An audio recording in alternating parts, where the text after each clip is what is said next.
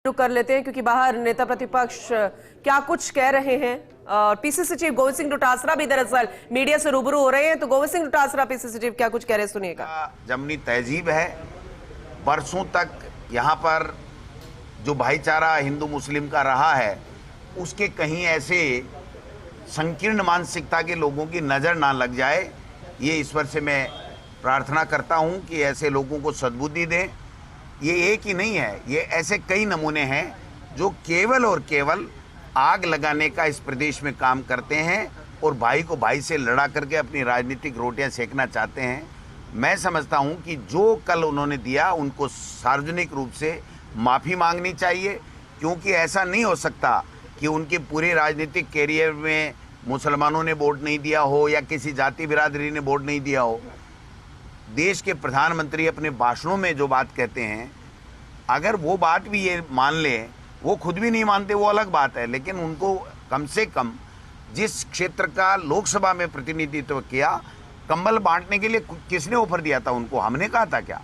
या उन जो लोग गरीब आए थे उन्होंने थोड़ी कहा था कि आप कंबल बांटिए तभी हमारी सर्दी रुकेगी?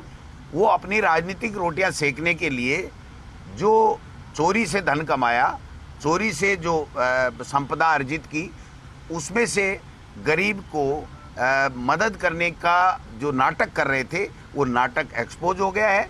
ऐसे लोगों के खिलाफ सरकार में अगर थोड़ी बहुत भी संवेदनशीलता है तो एफआईआर लोड करके उसके खिलाफ कार्रवाई करनी चाहिए, ये मैं कहना चाहूँगा। आपने कहा बीजेपी के नेता हैं हिंदू मुस्लिम में भेद करते हैं, लेकिन जो यहाँ के एजुकेशन मिनिस्टर हैं वो तो गाय और भैंस में भी भेद कर रहे हैं। वो कह रहे हैं कि गाय का दूध बुद्धिमान बनाता है। यार मैं तो इतना ही कहूँगा कि इस प्रदेश का दुर्भाग्य है कि एक ऐसा व्यक्ति शिक्षा मंत्री बना हुआ है जो शिक्षा का सह नहीं जानता और कभी शिक्षा के ऊपर बात नहीं करता है। ये इस तरीके के अनर्गल बयानबाजी करके उस पूरे प्रदेश को शर्मसार कर रहा है।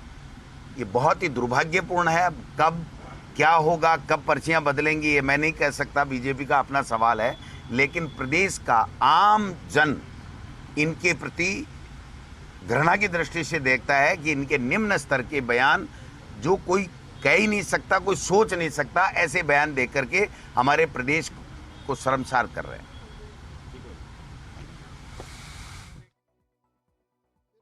माननीय सदस्य रूपेंद्र सिंह कुन्ना, श्री विकास चौधरी, श्री अनिल कुमार खटारा एवं डूंगरराम गेदर को उनके प्रस्ताव की विषय वस्तु पर 2-2 मिनट बोलने की अनुमति होगी।